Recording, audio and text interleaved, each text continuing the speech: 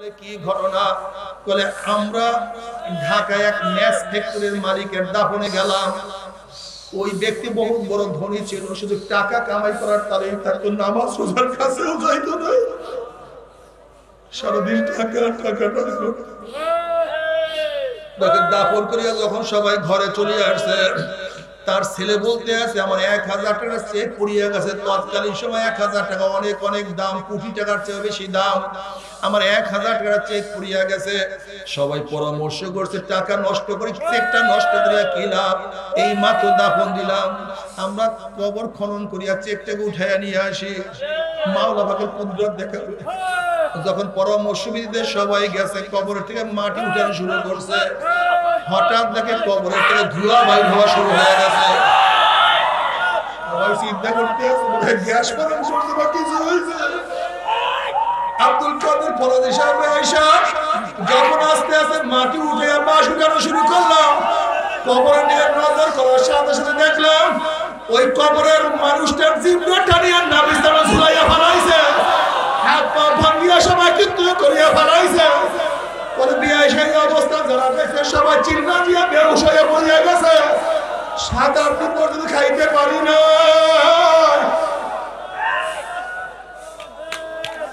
বাবার আযাবুল কবর হাকুল, কবর আযাব সত্য কোনো সন্দেহ নাই। কি নিয়ে রওনা করছো, কোথায় রওনা করছো, খবরদার হিসাব নিকাশ না মিলাইয়া কেউ মাওলার কবরে যাইও না। আল্লাহ আল্লাহ তুই আমাদের সবাইকে মাফ করিয়া দাও। এই কবরের মধ্যে হাজার হাজার বছর থাকতে হবে। আজ দিন এক করিয়া কিয়ামতের মাঠে উঠতেই পারো। ফাআম্মা মান উতিয়া কিতাবাহু বিয়ামিনিহি ফায়াকুলু হাউমরাউ কিতাবিয়া ইন্নী যানানতু আন্নী মুলাকিন হিসাবিয়া ফাহুয়া ফি ঈশাতির রাদিয়া ফি জান্নাতিন আলিয়া কুতুবুহা দানিয়া কুলু ওয়াশরাবু হানিয়ান বিমা আসলাফতুম ফিল আইয়ামিল খালিয়া। আল্লাহ তুমি কবুল করে নাও। যেরকম ছাত্র ভালো রেজাল্ট করার পরে রেজাল্টের খবর নিয়ে মিষ্টির প্যাকেট নিয়ে বাবার কাছে দৌড় যায়, বাবা শুনছো আমি গোল্ডেন প্লাস পেয়ে গেছি, মা শুনছো আমি ফার্স্ট ক্লাস ফার্স্ট হয়ে গেছি, আপু শুনছো আমার রেজাল্ট এত ভালো। ঠিকই আমাদের মনে যাদের আমল আমার ডাইন হাতে করিয়া যাবে, আর আমল আমার দৌড়াইবে, বলো বাবা দেখো আমার আমল আমার কতই না সুন্দর, মা দেখো আমার নামাজ কতই না সুন্দর, বন্ধু দেখো আমার কত নেকের পাহাড় হয়ে যাবে। আল্লাহ পাক রব্বুল আলামিন তাদেরকে জান্নাতুল আলা মাকাম দান করিয়া দেবে। আল্লাহ তুমি কবুল করিয়া নাও। কিন্তু আম্মা মান উতিয়া কিতাবাহু বিশিমালিহি ফায়াকুলু ইয়া লাইতানি লাম উতা কিতাবিয়া ওয়া লাম আদরি মা হিসাবিয়া ইয়া লাইতাহা কানাতিল কাযিয়া মা আবনা আন্নী মালিয়া হালাকান্নী সুলতানিয়া খুযুহু ফাগুল্লুহু সুম্মা জাহিমা সাল্লুহু সুম্মা ফি সিলসিলাতিন যারউহা 70 যিরাআন ফাসলুকুহু ইন্নাহু কানা লা ইউমিনুনা বিল্লাহিল আযীম। যাদের আমল নামা বাম হাতে পড়িয়া যাবে, বাম হাতটা সিনা ফারিয়া পিছনে নিয়ে চলিয়া যাবে, বলে ইয়া লাইতানি লাম উতা কিতাবিয়া, আফসোস যে আমি আমার আমল নামা না পাইতাম, যদি আমি আমার আমল নামা না দেখতাম, আমি যদি বিচারের সম্মুখীন না হইতাম, ইয়া লাইতাহা কানাতিল কাযিয়া, আফসোস যে আমার মৃত্যু আমার কবর শেষ ঠিকানা হইয়া যাইত, আমি যদি কিয়ামতের ময়দানে না উঠতাম। আল্লাহ মা আবনা আন্নী মালিয়া হালাকান্নী সুলতানিয়া, কই আমার মাল আমাকে কোনো উপকার করতে পারলো না, হালাকান্নী সুলতানিয়া, কোথায় আমার মেম্বারি, কোথায় আমার চেয়ারম্যান, কোথায় আমার পীরগিরি, কোথায় আমার এমপিগিরি, কোথায় আমার ক্ষমতা, হালাকান্নী সুলতানিয়া, আমার ক্ষমতা শেষ হয়ে গেল। এবার আল্লাহ পাক বলে খুযুহু ফাগুল্লুহু সুম্মাল জাহিমা সাল্লুহু, এ ফেরেশতারা নাফরমানকে ধর, ওকে বান্দিয়া ফালা, ওকে জাহান্নামে নিক্ষেপ কর। এই আদেশ দেওয়ার সাথে সাথে একদল জাহান্নামের ফেরেশতারা 70 গজ আগুনের শিখা নিয়ে দৌড় মারবে, দৌড়ে এসে নাফরমানকে বলবে এই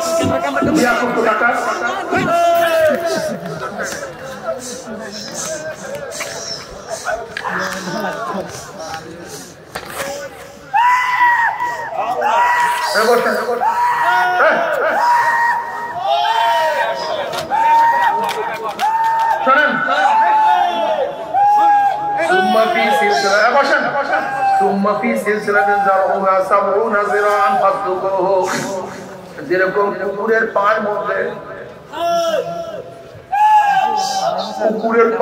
রশি লাগায় কুকুরের পায়ের মধ্যে রশি লাগায় কাঁদতে কাঁদতে পায়ের মধ্যে পড়ে যায় নদীর মধ্যে পালাইয়া যায়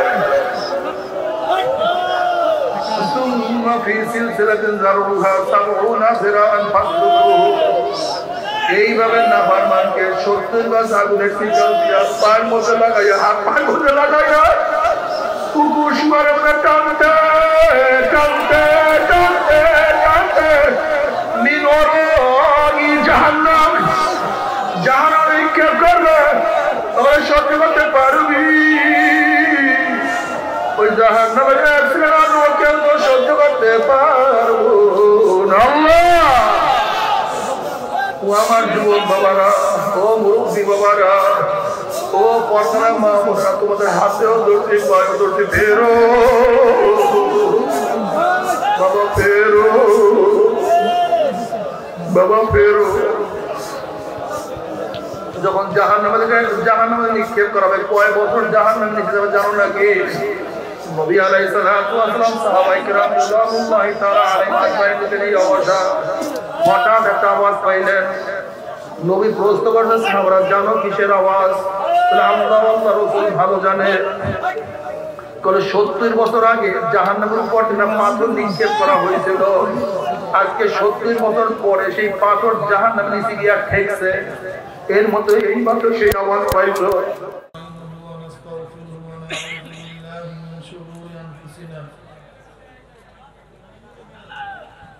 من يهد الله فلا مضل له ومن يضلله فلا هادي له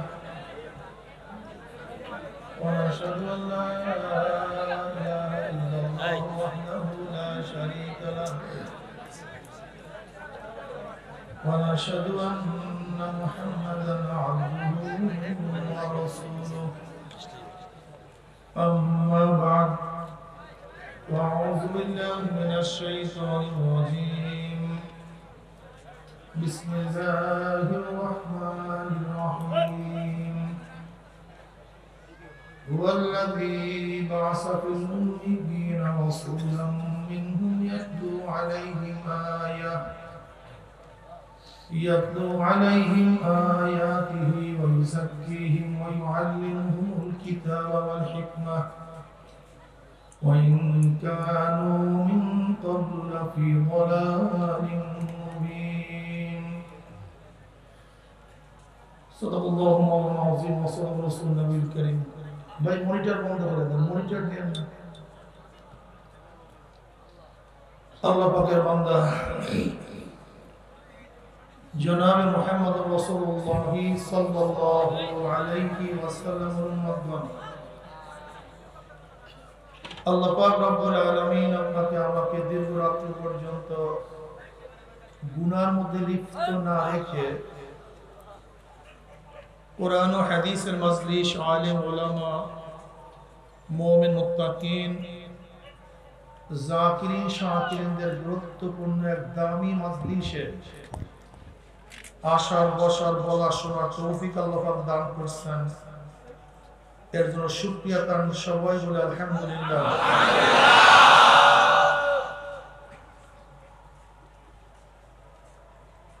দুনিয়ার মধ্যে যারা দামি হয় তাদেরকে গার্ড অফ অনারের ব্যবস্থা করা হয় অমুক দেশের প্রাইম মিনিস্টার আসছে প্রেসিডেন্ট আসছে তাদের সম্মান অর্থে গোটা এরিয়া আর্মি মিলিটারি প্রশাসন ঘিরা হয়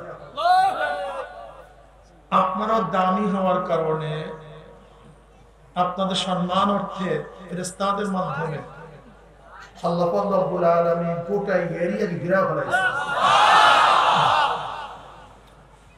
وعن أبي هريرة رضي الله تعالى قال قال رسول الله صلى الله عليه وسلم قال صلى الله عليه وسلم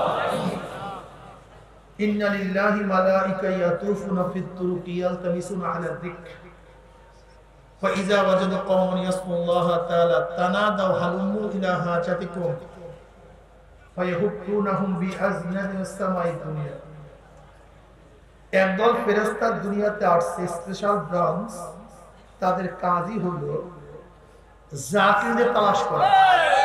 ইয়ালতামিসুনা আহলা যিকর, জাকিরদের জামাত কোথায় পাওয়া যায়। কেউ তো আমেরিকার দিকে গেছে, কেউ আফ্রিকার দিকে, কেউ রাশিয়ার দিকে, কেউ বাংলাদেশের দিকে। কাদের খোঁজে? ইয়ালতামিসুনা আহলা যিকর, আহলে যিকর, জাকিরদের জামাত কোথায় পাওয়া যায়, শুধু এদের তালাশই আসছে, স্পেশাল ব্রাঞ্চ। যখন ফেরেশতাদের মধ্য থেকে কোন এক দল জাকিরের তালাশ পেয়েই বসে, তানাদাও হালুম্মু ইলা হাজাতিকুম, একদল আরেক দলকে ডাক দেয়, ভাই যাদের তালাশে দুনিয়াতে আসছে সেই জাকিরদের জামাত হাবিজ সাহেবের মাদ্রাসার মাঠে পাওয়া গেছে।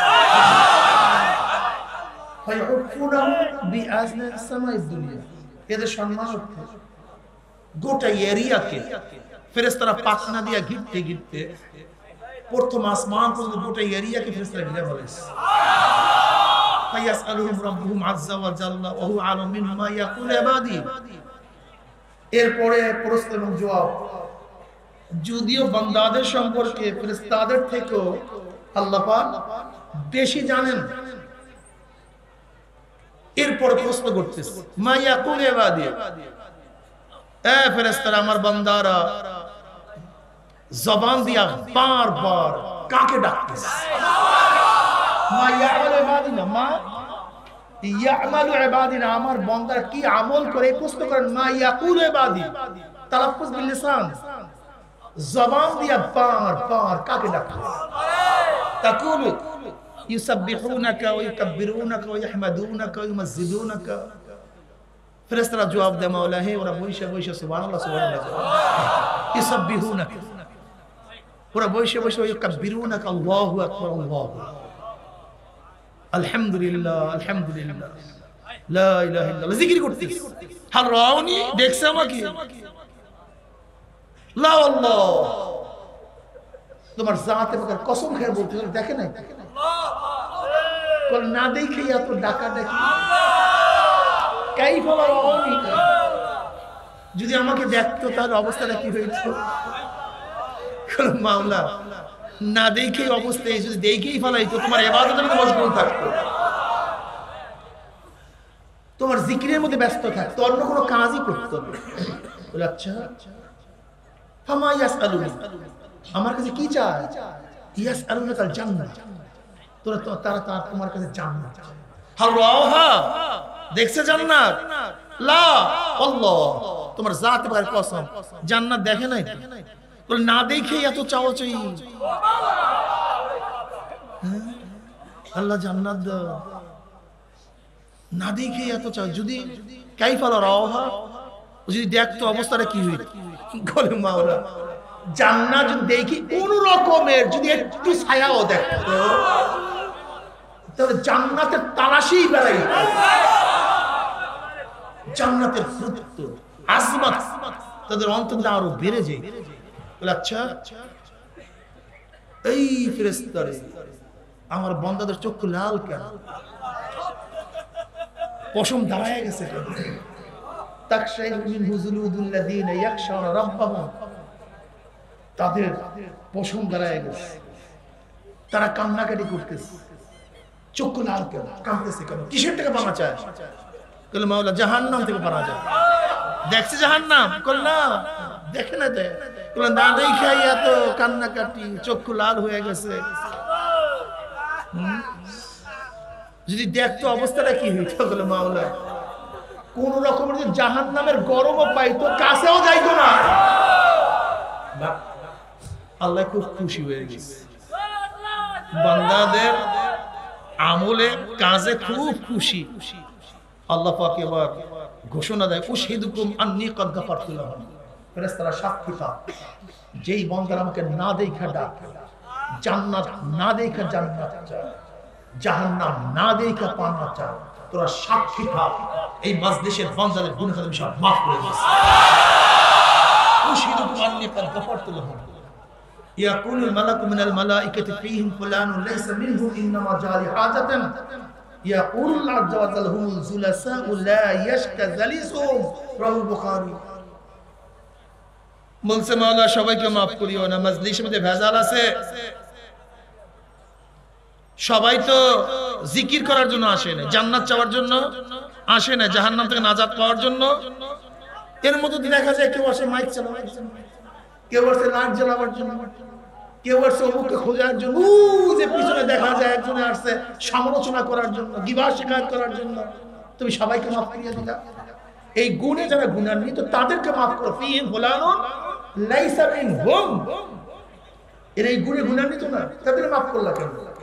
আল্লাহ পাকের জবাব, হুমুল জুলাসাউ লা ইয়াশকা জালিসুহুম। এই মাজলিস আমার কাছে এত গুরুত্বপূর্ণ, এত দামি, কে কোন কারণে ঢুকছে দেখার বিষয় না, যারা ঢুকছে সব মাফ হয়ে গেছে।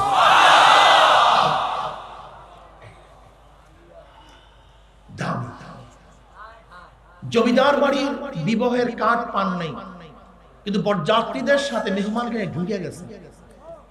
এখন কি খাদেম বলবে ভাই কাট আছে কিনা, কাট আছে কিনা? এটা ইজ্জাত আমলের খেলাফ, এটা মেহমান নওয়াজের খেলাফ।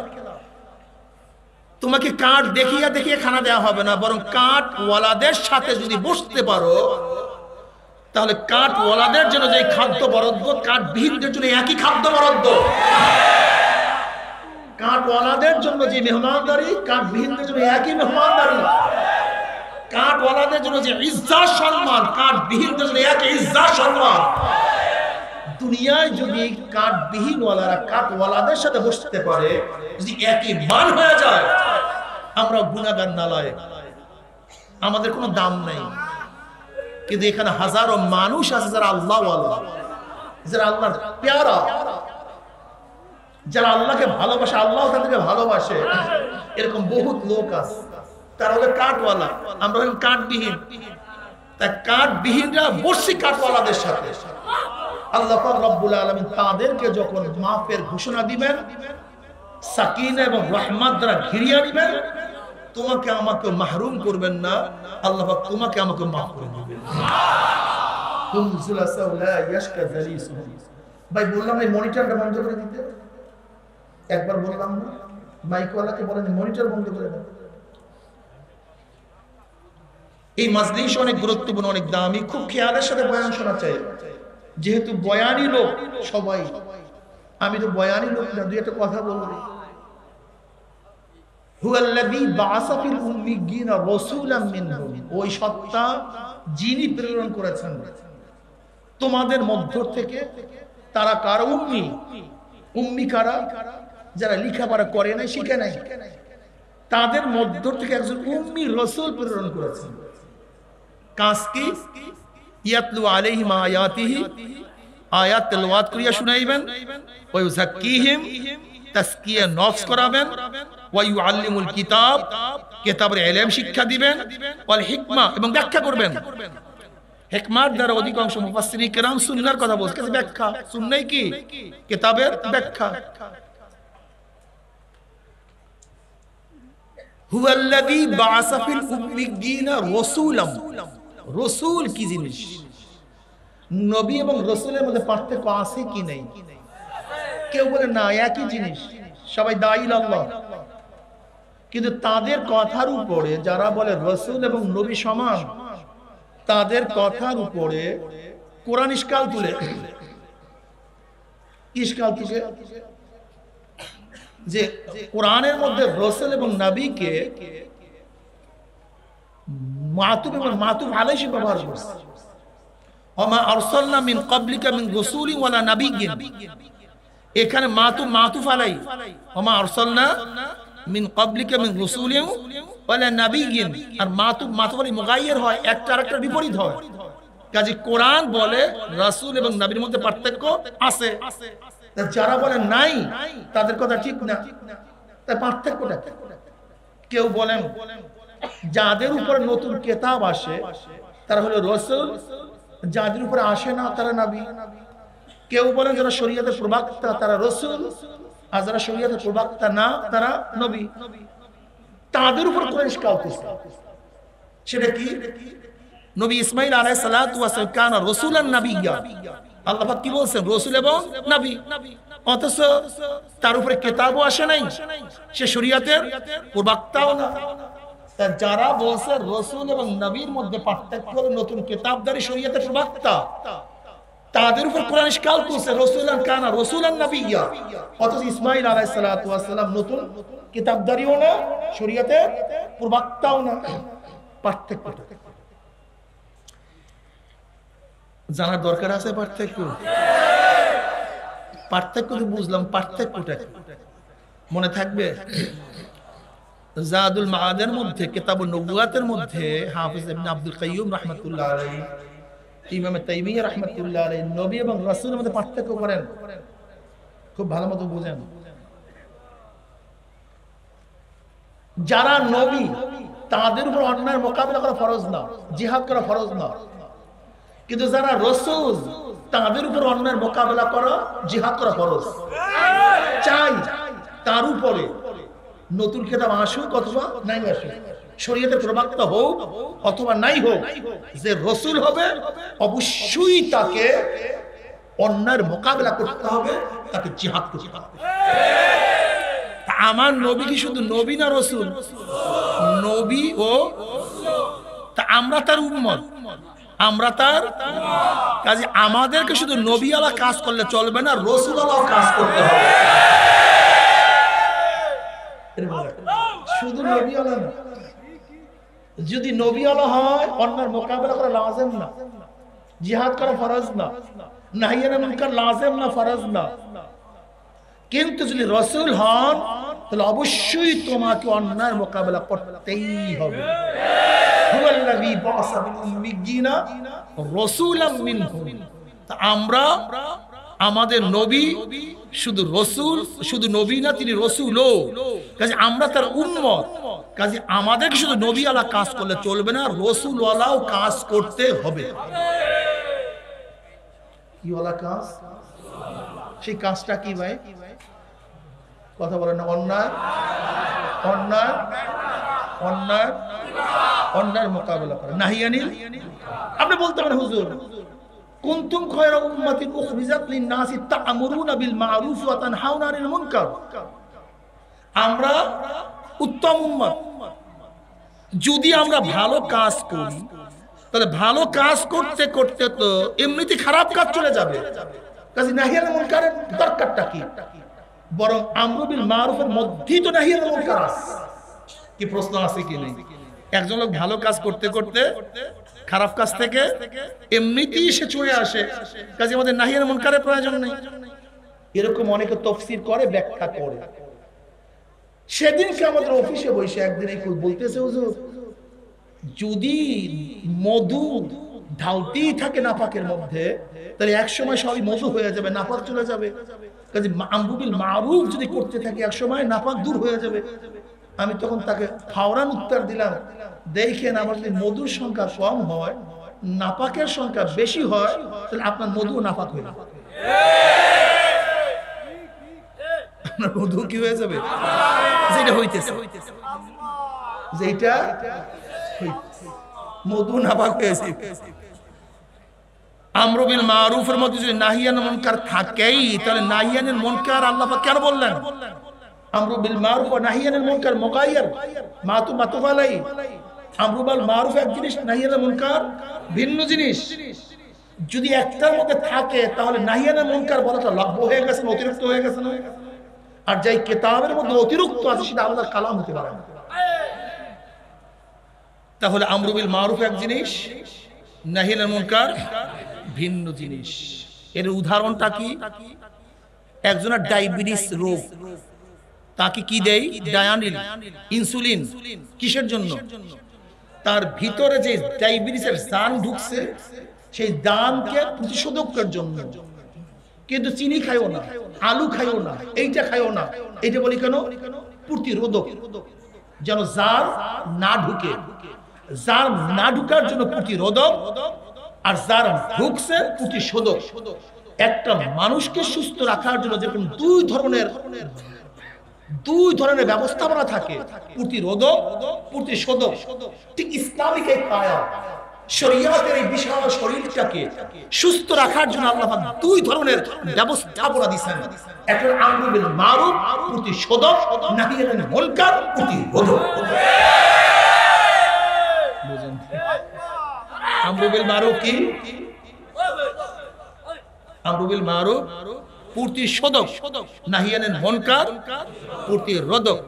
নামাজ পড়ো প্রতিশোধক, রোজা রাখো প্রতিশোধক, জিকির করো প্রতিশোধক, খবরদার মদ খাইও না প্রতিরোধক, সুদ খাইও না প্রতিরোধক, গাঁজা সেবন করিও না প্রতিরোধক, জেনা করিও না প্রতিরোধক, অন্যায় করিও না প্রতিরোধক। যদি শুধু প্রতিশোধক ব্যবহার করো আর যার ঢুকতেই থাকে, যেরকম অল্প মধু পাক যদি বেশি নাপাকের মধ্যে পড়ে তখন এই পাক পাক থাকে না, পাক নাপাক হয়ে যায়। ঠিক প্রতিরোধক যদি ব্যবহার না করো, আমরু বিল মারুফ যদি করো, তাহলে একদিন নাপাক ঢুকতে ঢুকতে আমরু বিল মারুফ থাকবে না, সব নাপাক হয়ে যাবে।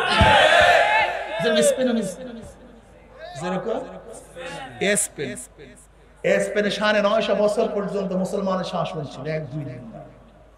তারেক বিন জিয়াদ রাহমাতুল্লাহ আলাইহি বয়স কত জানেন? 70, বুড়া। এক খ্রিস্টান মহিলা অত্যাচারিত হওয়ার পর মুসলমান শাসকের কাছে আবদার করছে, আরজি করছে যে আমি লাঞ্ছিত হয়েছে, অপমানিত হয়েছি, ওরা আমার বিচার করবে না, তোমরা আমার বিচার করো। তখন এই মুসলমান মাত্র 5000 সৈন্য নিয়ে তারেক বিন জিয়াদের মতো পুরা সৈনিক স্পেন দখল করছে। 950 বছর পর্যন্ত শাসন ছিল, যখন শুধু আমরু বিল মারুফ ছিল, প্রতিশোধক ছিল, নাহি আনিল মুনকার ছিল না। সেই স্পেনের মধ্যে একজন মুসলমানও নাই, একটা মসজিদও ছিল না। সমস্ত মসজিদ ধ্বংস করে খ্রিস্টানরা সেখানে গির্জা বানায়। শুধু প্রতিশোধক ছিল, প্রতিরোধক ছিল। তুমি কি জানো তুর্কিস্তান কি অবস্থা? তুর্কিস্তানের মধ্যে 750 বছর পর্যন্ত মুসলমানের খেলাফত ছিল, 1-2 দিন না, 750 বছর পর্যন্ত। কিন্তু শুধু প্রতিশোধক ছিল কামাল পাশা, কামাল আতাতুর নয়, ও আতাই তুর কিসেরও আমাদেরকে তুর্কিস্তান আতা করছে। ও আতাই তুর না, বরং কামাল পাশা। এই গুন্ডা, এই নাস্তিক গুন্ডা সেখানে ধর্মনিরপেক্ষবাদ কায়েম করে, প্রতিষ্ঠিত করে। এমন কোন আলেমের বাড়ির দরজা ছিল না এই দরজার মধ্যে একজন আলেমকে ফাঁসিতে ঝুলায় নাই। যেখানে আলেমের বাড়ির সামনে একটা গাছ ছিল, ফাঁসিতে ঝুলায় দিয়েছে। এই কামাল পাশা তুর্কিস্তান দখল করার পরে আলেমদেরকে বলছে, যাও তোমরা হজ করতে যাও, জাহাজ ভিড়ানো আছে। যখন আলেমরা জাহাজে উঠছে, গভীর সাগরের মধ্যে জাহাজ ডুবাইয়া সমস্ত আলেমকে হত্যা করছে এই কামাল পাশা। আপনি কি জানেন এই পাক ভূমধ্যদেশে 1-2 দিন নয়, 950, 800, 750 বছর পর্যন্ত মুসলমানদের শাসন ছিল। এক মহিলার আর্তনাদের কারণে এক মহিলা রাজা দাহিরের জলদস্যু কর্তৃক আক্রান্ত হয়ে ইরাকে গিয়ে হাজ্জাজ বিন ইউসুফকে নালিশ দিছে যে তোমরা মুসলমান হাজারো সন্তান বেঁচে থাকতে তোমার বোন আজকে লাঞ্ছিত হবে, বাঁধতে হবে, আর তোমরা বেঁচে থাকবা, এটা তোমাদের জন্য শোভনীয় না। তৎকালীন সময় সৈন্য ছিল না। ওইদিকে তারিক বিন জিয়াদ 70 বছর বয়স, আর এইদিকে মোহাম্মদ বিন কাসিম 17 বছরের এক যুবক, মাত্র 5000 সৈন্য নিয়ে রাজা তাহির 1 লক্ষ সৈন্যের বিরুদ্ধে প্রতিরোধ করে ইসলামের কলেমার ঝান্ডা শুরু উড্ডয়ন করছে। অথচ সেই প্রতিশোধক শুধু ব্যবহার করার কারণে, প্রতিরোধক না থাকার কারণে সেই ভারতের অবস্থা জানেন? 1857 সালে ইসাই বিপ্লবের পরে চাকরি চট থেকে শুরু করে খায়বার পর্যন্ত এমন কোন গাছ ছিল না যে গাছের মধ্যে একজন আলেমকে ফাঁসিতে ঝুলানো হয়নি। হাজার হাজার আলেমকে হত্যা করছে। দিল্লির মধ্যে 1000 মাদ্রাসাকে ভুলুণ্ঠিত করছে। এই বাংলার মধ্যে 80,000 মাদ্রাসাকে নিচ্ছিন্ন করিয়া ফেলাইছে। মিস্টার টমসন বলে 1857 ইসাই সালের থেকে 64 পর্যন্ত এত মুসলমানদের রক্তক্ষরণ হয়েছে, এত মুসলমানকে পোড়ানো হয়েছে। মিস্টার টমসন তৎকালীন সময় সবচেয়ে বড় একজন সাংবাদিক। সে বলছে, আমি একবার গেলাম এক খ্রিস্টান খিত্তার মধ্যে, তাঁবুর মধ্যে, হঠাৎ আমার নাকের মধ্যে মনুষ্য পোড়ার গন্ধ আসছে। আমি চিন্তা করলাম, মনুষ্য পোড়ার গন্ধ কোথা থেকে আসে? আমি তাঁবুর থেকে বের হলাম। আমি দেখলাম 80 জন আলেমকে উলঙ্গ অবস্থায় পড়ানো হয়েছে, আর 80 জন আলেমকে বেঁধে রাখা হয়েছে, তারা সবাই উলঙ্গ। ব্রিটিশ শাসকরা এবং সৈন্যরা বলতেছে, তোমরা শুধু এতটুকু বলো যে আজাদী আন্দোলন সিপাহী বিপ্লবে আমরা অংশগ্রহণ করি নাই, শুধু এতটুকু বলো, আমরা তোমাদেরকে ছেড়ে দেব। মিস্টার টমসন বলেন, ঈশ্বরের শপথ, যার হাতের মধ্যে, কুদরতি হাতের মধ্যে আমার জীবন, আমি দেখলাম সমস্ত আলেম আগুনে ঝাঁপ দেওয়ার জন্য তৈয়ার হয়ে গেছে, কিন্তু অস্বীকার করতে একজন তৈয়ার হয়।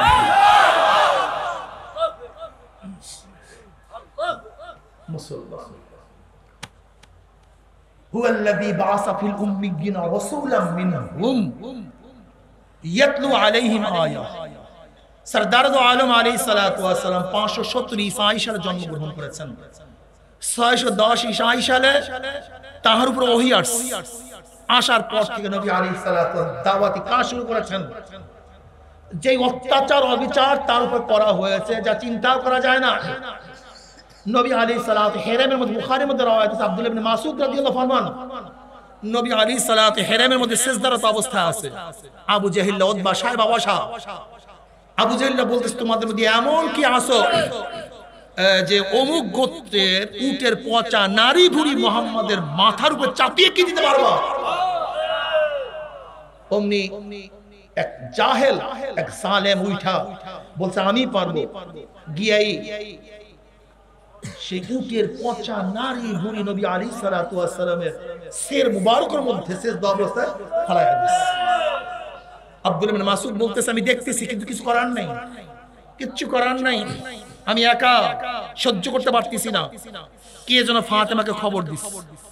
ফাতেমা ছোট বাচ্চা, আসিয়া দেখে বাবা তো সিজদা অবস্থায়, কিন্তু মাথার মধ্যে পচা উটের নারী ভুড়ি চাপা, মাথা তুলতে পারতেছে না। ফাতেমা রাদিয়াল্লাহু তাআলা খুব কষ্ট করে আস্তে আস্তে মাথার থেকে নারী ভুড়িগুলি ছড়াইয়া দিলেন। আমার নবী মাথা উঠালেন। আব্দুল্লাহ ইবনে মাসউদ রাদিয়াল্লাহু ফরমান, নবী আলাইহিস সালাতু মাথা উঠাবার পরে আল্লাহর কাছে দোয়া করছে, আল্লাহ হে অমুককে ধ্বংস করে দাও, অমুককে এইটা করো, অমুককে ধ্বংস করো। আব্দুল্লাহ ইবনে মাসউদ রাদিয়াল্লাহু, আল্লাহর কসম, আল্লাহর কসম, যার কুদরত হাতের মধ্যে আমার জীবন, যার বিরুদ্ধে আমার নবী কথা বলছে, আমি বদরের ময়দানে দেখছি অমুক জায়গায় সেই বদরের কূপের মধ্যে সবকে নিক্ষেপ করা হয়েছে। আমার নবী কষ্ট করছে। আমার নবী কি করছেন?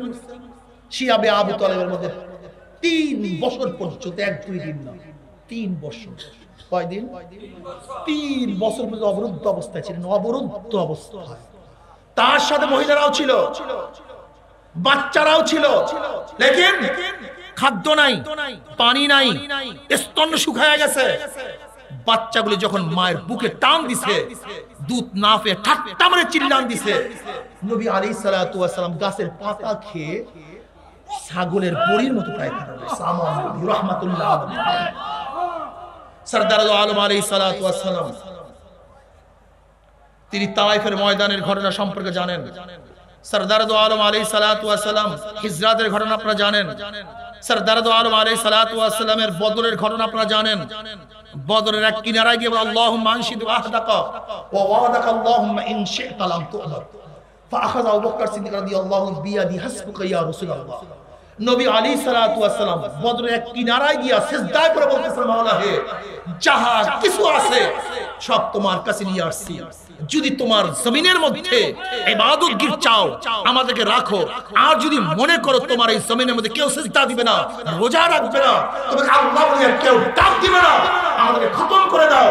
আর আমি শেষ নবী, আমার পরে নবীও আসবে না, আর আমরা ধ্বংস হয়ে গেলে তোমার ইবাদত চলবে না। ইন শি'তা লাম তু'দার, যদি চাও ইবাদত চলবে না, ধ্বংস করে দাও।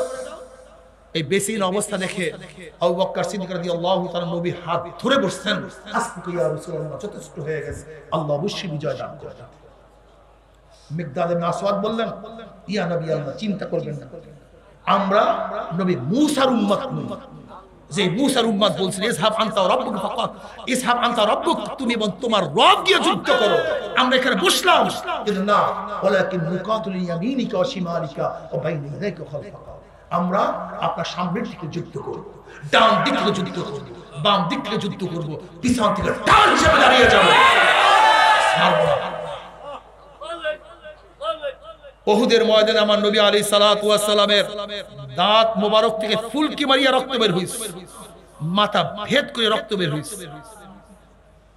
খন্দকের ময়দানে সাহাবারা আসছেন, নবী আল্লাহ খাদ্য দেন, পেটে পাথর, দেখে সাহাবাদের পেটের মধ্যে পাথর, কয়টা? এক একটা পাথর বাঁধা। নবী আলাইহিস সালাতু ওয়াস সালাম কাপড় খুললেন, পেটের থেকে কাপড় বের করলেন, দেখেন সবার পেটের মধ্যে পাথর একটা, আমার নবীর পেটের মধ্যে পাথর দুইটা।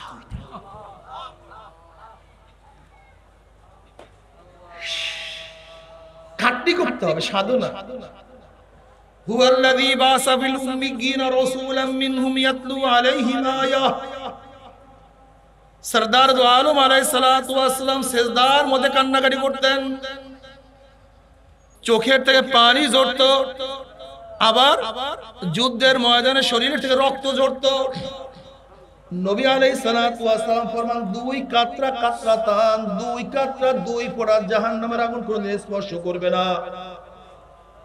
রক্তের ওই ফোঁটা আল্লাহর জমিনে আল্লাহর হুকুমত কায়েম করার জন্য শরীর থেকে যেই রক্তের ফোঁটা গড়ায়া পড়বে, ওই রক্তের ফোঁটা জাহান্নামে যাবে না। চোখের ওই পানির ফোঁটা মাওলার ভয়ে, জাহান্নামের ভয়ে চোখের থেকে গড়ায়া পড়বে, ওই চক্ষুকে আমার মাওলা জাহান্নামে নিবে না। এর জন্য আমি অনেক সময় বলি, চরমোনাই মুজাহিদের মাথা যখন পাগড়ি থাকে তখন তারা দরবেশ, আর যখন তাদের পাগড়ি কোমরে থাকে তখন তারা মুজাহিদ।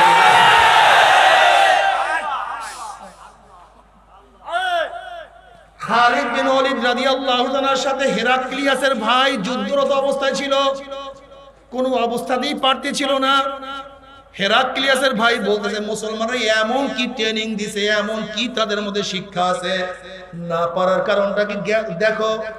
একজন আরব বুঝাসু 24 ঘন্টা মুসলমানের ক্ষেত্রের মধ্যে খিমার মধ্যে ঘোরাফেরার পরে রিপোর্ট পেশ করতেছে, রহবানুন ফিল লাইল ওয়া ফুসানুন ফিন নাহার ওয়া ইন সারাকা ইবনু মালিকিহিম কাতাউহু ওয়া ইন জানা রুজিমুল ইস্তিকামাতুল হক ফিহিম।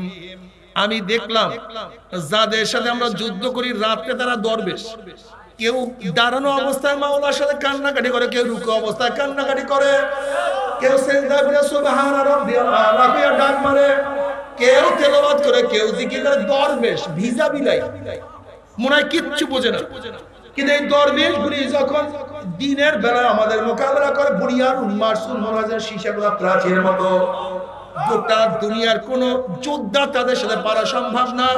ওয়া ইন সারাকা ইবনু মালিকিহিম কাতাউ ওয়া ইন জানা রুজিমা, যদিও তাদের বাদশার ছেলে চুরি করে হাত কেটে দেয়, যদি জিনা করে রজম করে, ইস্তিকামাতুল হক ফিহিম, তাদের মধ্যে হককে প্রতিষ্ঠা করার জন্য।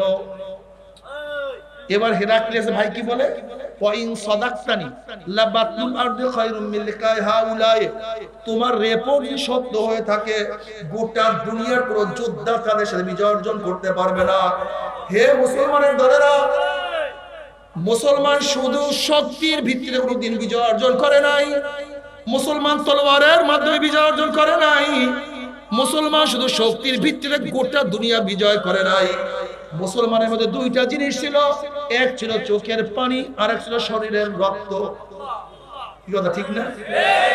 এক ইবাদতের মধ্যে কান্নাকাটি করতে, মাওলা রে তুমি ছাড়া উপায় হবে না। আমার নবী বদরের ময়দানে কান্নাকাটি করছে, তুমি যদি ইচ্ছা করো হবে, না ইচ্ছা করলে হবে না। উহুদের ময়দানে কান্নাকাটি করছে, সাহাবায়ে কেরাম রিদওয়ানুল্লাহি তাআলা আলাইহিম আজমাইন নামাজের মধ্যে কান্নাকাটি করছে, জিকিরের মধ্যে কান্নাকাটি করছে।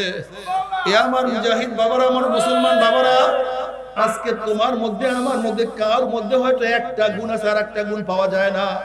যার মধ্যে কান্নাকাটি আছে, চোখের পানি আছে, শরীরে রক্ত নাই।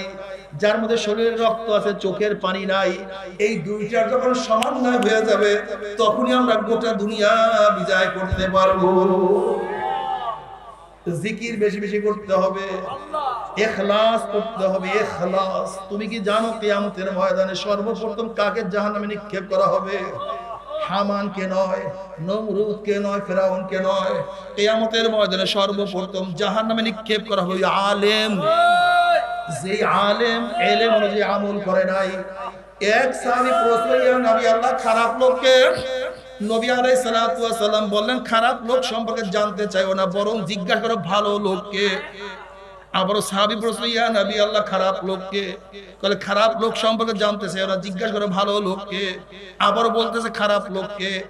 এবার নবী আলাইহিস সালাতু ওয়াস সালাম চতুর্থবার জবাব দেন, খায়রুল খিয়ারে খিয়ারুল উলামা, শাররু শিরারে শিরারুল উলামা। মানুষের মধ্যে সর্বশ্রেষ্ঠ ওই আলেম যে ইলম অনুযায়ী আমল করে, আর মানুষের মধ্যে সর্বনিকৃষ্ট ওই আলেম যে ইলম অনুযায়ী আমল করে না। কিয়ামতের ময়দানে অনেক আলেমের, অনেক বক্তার, অনেক পীরের জিবরা টানিয়া 1 মাইল 2 মাইল লম্বা করে কিয়ামতের ময়দানে মানুষ রাস্তা দিয়ে হাঁটতে থাকবে, জিবরা ফুলিয়া পুষ পড়তে থাকবে, আল্লাহ মাফ করিয়া দাও। নবী আলাইহিস সালাতু ওয়াস সালাম মেরাজের রজনীতে এক জায়গা থেকে যাইতেছেন, দেখেন এক ব্যক্তির নিচের হোট লম্বা হইয়া যাইতেছে, আগুনের কাছে দিয়ে কাটিয়া ফেলাইতেছে, আর লোকটা বারবার চিল্লাইতেছে, আবারও বড় হইতেছে, আবারও কাটিয়া ফেলাইতেছে। নবী আলাইহিস সালাতু ওয়াস সালাম বললেন, ভাই জিবরাইল, এই ব্যক্তির এরকম শাস্তি কেন?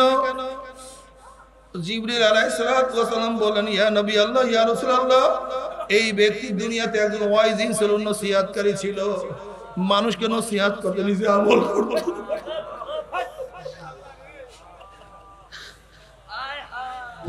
কাবুরা মাফ করেন আল্লাহি, কাবুরা মাফ করেন আল্লাহি আনতা কুলু মা লা তাফালুন। বাবারে, খায়রুল খিয়ারে খিয়ারুল উলামা, শাররুল শিরারে শিরারুল উলামা। এ আমার যুবক বাবারা, পর্দার মা বোনেরা, কোথায় রওনা করছো? কি নিয়ে রওনা করছো? হাসিবু ক্বাবলা আন তুহাসাবু, তোমার কাছে হিসাব নেওয়ার আগে তুমি তোমাকে হিসাব নাও। দেখো তোমার নামাজ পড়ার সংখ্যা বেশি, নামাজ কাজার সংখ্যা বেশি। দেখো রোজা রাখার সংখ্যা বেশি, রোজা কাজার সংখ্যা বেশি। দেখো চক্ষু দিয়ে কি নেকের কাজ বেশি করছো না গুনার কাজ বেশি করছো? দেখো কান দিয়ে কি নেকের আওয়াজ বেশি ঢুকাইছো না গুনার আওয়াজ বেশি ঢুকাইছো? দেখো জবান দিয়ে কি নেকের কাজ বেশি করছো না গুনার কাজ বেশি করছো? দেখো হাত দিয়ে কি নেকের কাজ বেশি করছো না গুনার কাজ বেশি করছো? এই হাত দিয়ে কত সুদ গ্রহণ করছো, কত ঘুষ গ্রহণ করছো, কত পেয়ালা মদ স্পর্শ করছো, কত কলকি গাঁজা তোমার হাত দিয়ে সেবন করছো? এই হাত দিয়ে অবৈধভাবে কত মহিলার গায়ে হাত লাগাইছো? এই হাত দিয়ে কত জুলুম করছো, কত খুন করছো? এই পাও দিয়ে নেকের দিকে বেশি হাঁটছো না গুনার দিকে বেশি হাঁটছো? এই অন্তর দিয়া কি নেকের চিন্তা বেশি করছো না গুনার চিন্তা বেশি করছো?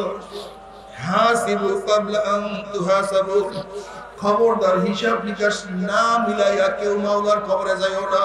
আল্লাহ আল্লাহ, খোদা না খাস্তা হিসাব নিকাশ না মিলাইয়া যদি মাওলার কবরেই যাও, গুনাহ নিয়ে মাওলার কবরে যাও, ওই কবর কিন্তু কবর থাকবে না।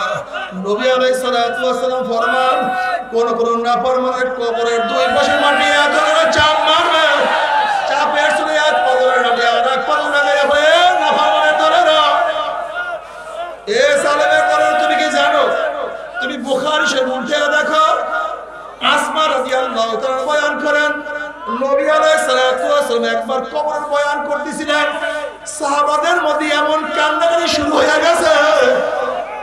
রাবি বলেন, সাহাবীদের কান্নার আওয়াজে আমার নবী কি বলতেছে আমি শুনি না। বাবারে, কোন কোন নাফরমানের কবরের মধ্যে একটা নয় দুইটা 99টা সাপ জমা হয়ে যাবে। আল্লাহ আল্লাহ, তুই আমাদের সবাইকে মাফ করিয়া দাও। বাবারে, কত মানুষ কত কবরে আযাব দেখছে। আমার দাদা জান রাহমাতুল্লাহ আলাইহি একটা ঘটনা বয়ান করছে, তার কিতাবের মধ্যে উল্লেখ করছেন। তার বেয়াই আব্দুল কাদের ফরাজি সাহেব একদিন বলছে, বেয়াই একটা আশ্চর্য ঘটনা শুনেন। বলে কি ঘটনা? বলে আমরা ঢাকায় এক ম্যাচ ফ্যাক্টরির মালিকের দাফনে গেলাম। ওই ব্যক্তি বহু বড় ধনী ছিল, শুধু টাকা কামাই করার তালেই থাকতো, নামাজ রোজার কাছেও যাইতো না, সারাদিন টাকা টাকা টাকা। দাফন করিয়া যখন সবাই ঘরে চলে আসছে, তার ছেলে বলতে আছে আমার 1000 টাকা চেক পড়িয়ে গেছে। তৎকালীন সময় 1000 টাকা অনেক অনেক দাম, কোটি টাকার চেয়ে বেশি দাম। আমার 1000 টাকা চেক পড়িয়ে গেছে। সবাই পরামর্শ করছে টাকা নষ্ট করে চেকটা নষ্ট করিয়া কি লাভ, এই মাত্র দাফন দিলাম, আমরা কবর খনন করিয়া চেকটাকে উঠাইয়া নিয়ে আসি, মাওলা পাকের কুদরত দেখাবে। যখন পরামর্শবিদদের সবাই গেছে, কবরের থেকে মাটি উঠানো শুরু করছে, হঠাৎ দেখে কবরের থেকে ধোঁয়া বাইর হওয়া শুরু হয়ে গেছে। সবাই চিন্তা করতে গ্যাস পালন করছে বা কিছু হয়েছে।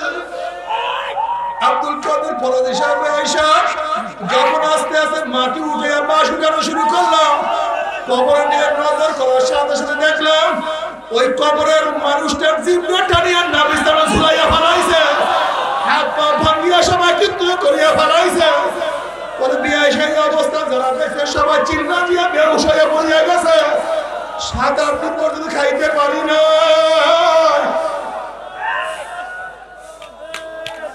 বাবার আযাবুল কবর হাকুল, কবর আযাব সত্য কোনো সন্দেহ নাই। কি নিয়ে রওনা করছো, কোথায় রওনা করছো, খবরদার হিসাব নিকাশ না মিলাইয়া কেউ মাওলার কবরে যাইও না। আল্লাহ আল্লাহ তুই আমাদের সবাইকে মাফ করিয়া দাও। এই কবরের মধ্যে হাজার হাজার বছর থাকতে হবে। আজ দিন এক করিয়া কিয়ামতের মাঠে উঠতেই পারো। ফাআম্মা মান উতিয়া কিতাবাহু বিয়ামিনিহি ফায়াকুলু হাউমুকরাউ কিতাবিয়া ইন্নী যানানতু আন্নী মুলাকিন হিসাবিয়া ফাহুয়া ফি ঈশাতির রাদিয়া ফি জান্নাতিন আলিয়া কুতুবুহা দানিয়া কুলু ওয়াশরাবু হানিয়ান বিমা আসলাফতুম ফিল আইয়ামিল খালিয়া। আল্লাহ তুমি কবুল করে নাও। যেরকম ছাত্র ভালো রেজাল্ট করার পরে রেজাল্টের খবর নিয়ে মিষ্টির প্যাকেট নিয়ে বাবার কাছে দৌড় যায়, বাবা শুনছো আমি গোল্ডেন প্লাস পেয়ে গেছি, মা শুনছো আমি ফার্স্ট ক্লাস ফার্স্ট হয়ে গেছি, আপু শুনছো আমার রেজাল্ট এত ভালো। ঠিকই আমাদের মনে যাদের আমল আমার ডাইন হাতে করিয়া যাবে, আর আমল আমার দৌড়াইবে বলো বাবা দেখো আমার আমল আমার কতই না সুন্দর, মা দেখো আমার নামাজ কতই না সুন্দর, বন্ধু দেখো আমার কত নেকের পাহাড় হয়ে যাবে। আল্লাহ পাক রব্বুল আলামিন তাদেরকে জান্নাতুল আলা মাকাম দান করিয়া দেবে। আল্লাহ তুমি কবুল করিয়া নাও। কিন্তু আম্মা মান উতিয়া কিতাবাহু বিশিমালিহি ফায়াকুলু ইয়া লাইতানি লাম উতা কিতাবিয়া ওয়া লাম আদরি মা হিসাবিয়া ইয়া লাইতাহা কানাতিল কাযিয়া মা আবনা আন্নি মালিয়া হালাকান্নি সুলতানিয়া খুযুহু ফাগুল্লুহু সুম্মা জাহিমা সাল্লুহু সুম্মা ফি সিলসিলাতিন যারউহা 70 যিরাআন ফাসলুকুহু ইন্নাহু কানা লা ইউমিনুনা বিল্লাহিল আযীম। যাদের আমল নামা বাম হাতে ভরিয়া যাবে, বাম হাতটা সিনা ফারিয়া পিছনে নিয়ে চলিয়া যাবে, বলি ইয়া লাইতানি লাম উতা কিতাবিয়া, আফসোস যে আমি আমার আমল নামা না পাইতাম, যদি আমি আমার আমল নামা না দেখতাম, আমি যদি বিচারের সম্মুখীন না হইতাম, ইয়া লাইতাহা কানাতিল কাযিয়া, আফসোস যে আমার মৃত্যু আমার কবর শেষ ঠিকানা হইয়া যাইত, আমি যদি কিয়ামতের ময়দানে না উঠতাম। আল্লাহ মা আবনা আন্নি মালিয়া হালাকান্নি সুলতানিয়া, কই আমার মাল আমাকে কোনো উপকার করতে পারলো না, হালাকান্নি সুলতানিয়া, কোথায় আমার মেম্বারি, কোথায় আমার চেয়ারম্যান, কোথায় আমার পীরগিরি, কোথায় আমার এমপিগিরি, কোথায় আমার ক্ষমতা, হালাকান্নি সুলতানিয়া, আমার ক্ষমতা শেষ হয়ে গেল। এবার আল্লাহ পাক বলে খুযুহু ফাগুল্লুহু সুম্মাল জাহিমা সাল্লুহু, এ ফেরেশতারা নাফরমানকে ধর, ওকে বান্দিয়া পালা, ওকে জাহান্নামে নিক্ষেপ কর। এই আদেশ দেওয়ার সাথে সাথে একদল জাহান্নামের ফেরেশতারা 70 গজ আগুনের শিখা নিয়ে দৌড় মারবে, দৌড়ে এসে নাফরমানকে বলবে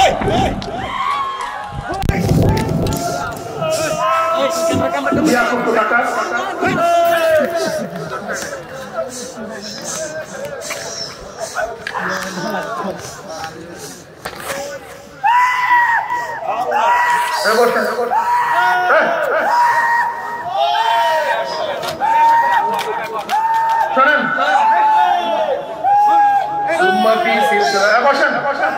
সুম্মা ফি সিলসিলাতিন যারউহা সাবউনা যিরাআন ফাসলুকুহু যেরকম কুকুরের পায়ের মধ্যে রশি লাগায় কুকুরের পায়ের মধ্যে রশি লাগাইয়া দেয় কাঁদতে কাঁদতে মরার মধ্যে পড়ে যায় নদীর মধ্যে পালাইয়া যায় সুম্মা ফি সিলসিলাতিন যারউহা সাবউনা যিরাআন ফাসলুকুহু এইভাবে নাফরমানকে 70 গজ আগুনের শিকল দিয়া পায়ের মধ্যে লাগাইয়া হাত পায়ের মধ্যে লাগাইয়া কুকুর শুয়ারের মধ্যে টানতে টানতে টানতে টানতে মিনরগি জাহান্নাম জাহান্নামে কে করবে ওই সহ্য করতে পারবি ওই জাহান্নামের একসাথে কেউ তো সহ্য করতে পারবো না আল্লাহ ও আমার যুবক বাবারা ও মুরব্বী বাবারা ও পর্দারা মা বোনেরা তোমাদের হাতেও ধরছি পায়েও ধরছি ফেরো বাবা ফেরো বাবা ফেরো যখন জাহান্নামে নিক্ষেপ করা হবে কয় বছর জাহান্নামে নিক্ষেপ যাবে জানো নাকি নবী আলাইহিস সালাতু ওয়াস সালাম সাহাবায়ে কেরাম রাদিয়াল্লাহু তাআলা আলাইহিম আজমাইনের এই অবস্থা হঠাৎ একটা আওয়াজ পাইলেন নবী প্রশ্ন করলেন সাহাবারা জানো কিসের আওয়াজ বলে আল্লাহ রাসূল ভালো জানে কলে 70 বছর আগে জাহান্নামের উপর একটা পাথর নিক্ষেপ করা হয়েছিল আজকে 70 বছর পরে সেই পাথর জাহান্নামের নিচে গিয়ে ঠেকছে এর মতো এই মাত্র সেই আওয়াজ পাইল